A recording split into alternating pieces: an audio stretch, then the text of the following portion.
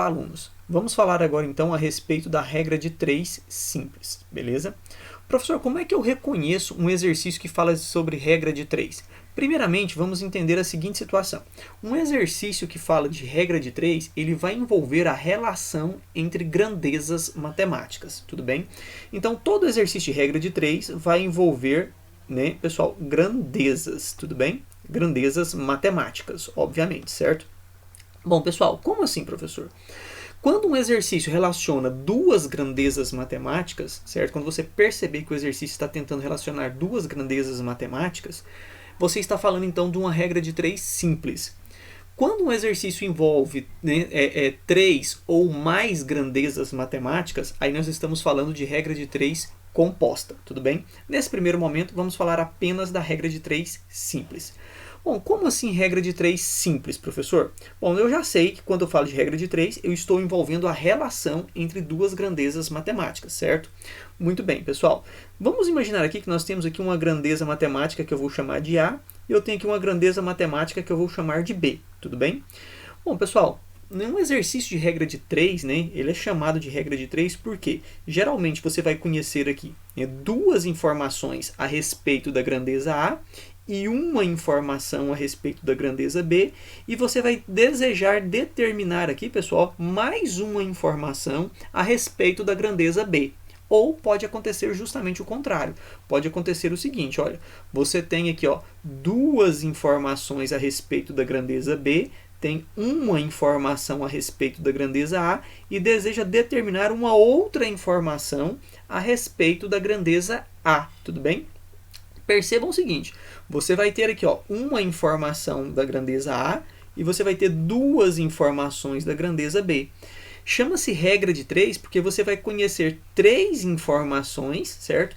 E deseja, obviamente, calcular uma quarta informação, certo? Por isso que chama-se regra de 3. Você conhece 3 informações e deseja descobrir uma quarta informação, beleza? Bom, professor, ainda não estou entendendo muito bem essa ideia. Bom, para que você entenda melhor o que eu estou falando, tá, pessoal? Vamos ver aqui o seguinte exemplo.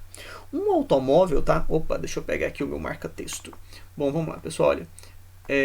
Um automóvel, tá, pessoal, percorre 300 km com 25 litros de combustível. Beleza. Caso o proprietário desse automóvel, né, queira percorrer 120 km, quantos litros de combustível serão gastos? Bom, pessoal, primeiramente, para você poder resolver um exercício de regra de 3, você tem que identificar quais são as grandezas que estão envolvidas no seu exercício. Bom, pessoal, neste caso aqui, as grandezas que estão envolvidas são o quilômetros, certo? E os litros de combustível, certo? Então percebam, pessoal, que aqui, ó, os quilômetros, né, representam uma grandeza matemática e os litros de combustível também representam uma outra grandeza matemática. Bom, pessoal, então você vai colocar essas informações em forma de colunas, duas colunas, né? De modo que o quilômetros vai representar uma primeira coluna e o litros vai representar uma segunda coluna. Depois você vai colocar as informações, né, pessoal, a respeito de cada grandeza, né, apresentadas no exercício, embaixo de cada uma dessas informações. Por exemplo, eu tenho aqui, ó, 300 km, então nós vamos colocar aqui o 300 km, beleza? Aqui eu tenho 25 litros, então eu vou colocar assim 25 litros, certo? E percebam, pessoal, que existe uma relação entre esse 300 km e esse 25 litros, porque o exercício está falando assim, olha, um automóvel percorre 300 km com 25 litros. Você vai colocar essas informações na mesma linha, beleza? Muito bem, tá, pessoal? Então você já colocou aqui, organizou as suas grandezas em duas colunas e colocou as informações que estão relacionadas das duas grandezas na mesma linha. Beleza. O que você vai fazer agora? Continuar a captação das informações das grandezas que você tem no exercício. Eu tenho aqui, ó, 120 km, então você vai registrar aqui, ó, 120 km, beleza? A pergunta do exercício é, caso o proprietário desse automóvel queira percorrer aqui, ó, 120 km, quantos litros de combustível serão gastos? Pessoal, percebam aqui, ó, que eu desejo descobrir, né, quantos litros de combustível serão gastos. Pessoal, vejam que eu acabei de comentar com vocês ali, né, agora há pouco, certo? eu tenho a seguinte situação, tá, pessoal? Eu tenho duas informações a respeito da grandeza quilômetros e tenho uma informação a respeito da grandeza litros, e eu estou desejando calcular aqui, ó, pessoal, uma outra informação, né, uma quarta informação, que é a respeito da grandeza litros, beleza? Muito bem. Bom, pessoal, neste caso aqui, no lugar da minha interrogação, né, nós vamos colocar aqui então, tá, pessoal? Nós vamos colocar aqui, ó, uma variável, certo? Quando eu não conheço um valor na matemática, a gente não chama isso de x, então eu vou colocar aqui o meu x, beleza? Muito bem.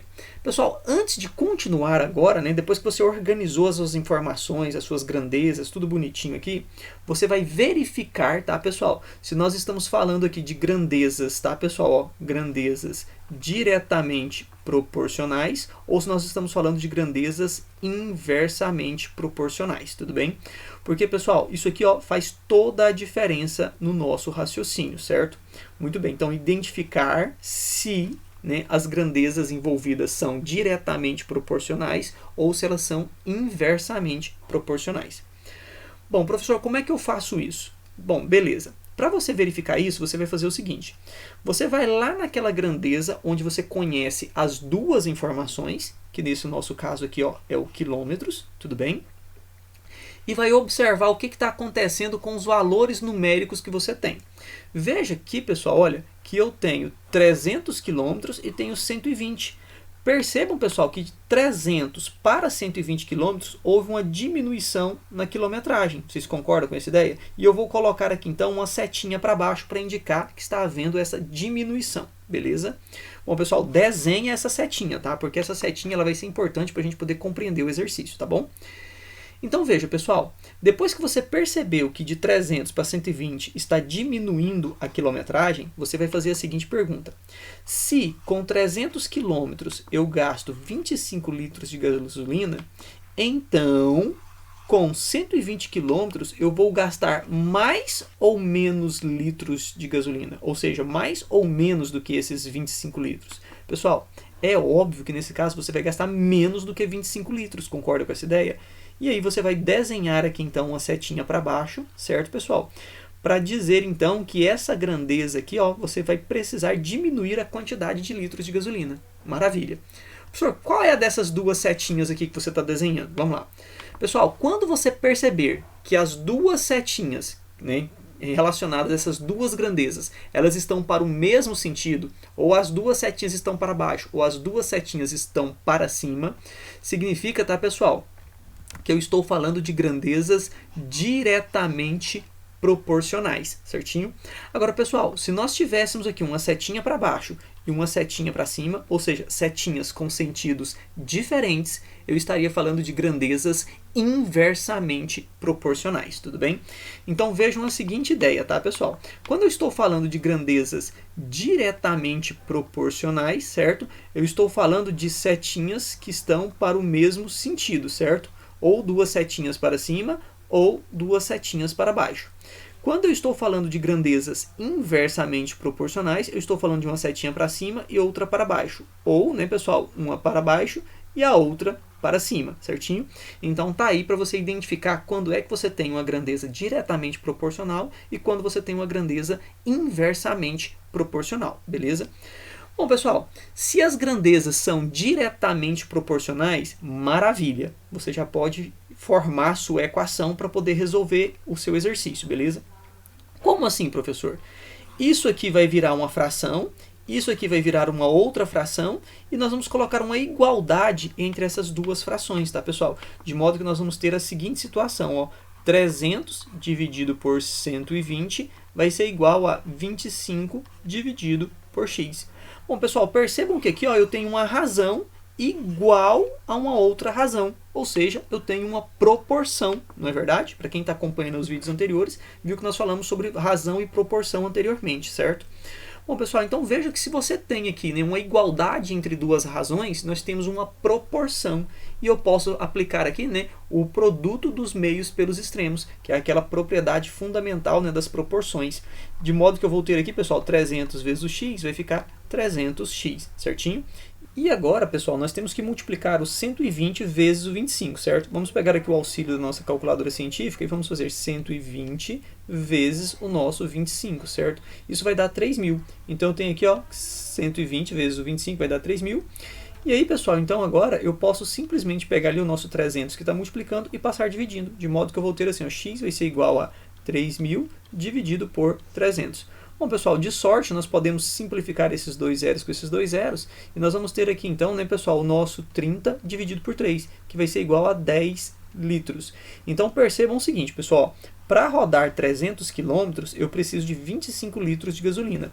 Para rodar 120 km, eu vou precisar aqui então, pessoal, do nosso x, que a gente acabou de calcular aqui, ó, deu o equivalente a 10 litros de combustível. Beleza?